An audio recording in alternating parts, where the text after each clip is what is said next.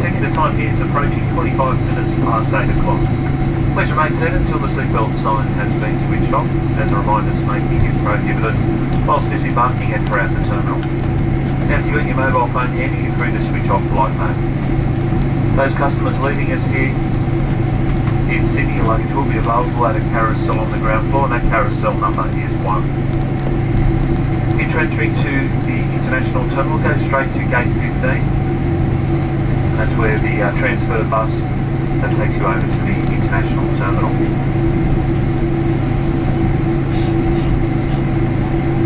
Now those passengers continuing on a Qantas domestic flight, please check the monitors and the arrival gates for your next departure gate and time. Jetstar passengers, don't forget to collect your luggage before you make your way to the Jetstar. Actually, collect your luggage before you make your way over to Terminal 2.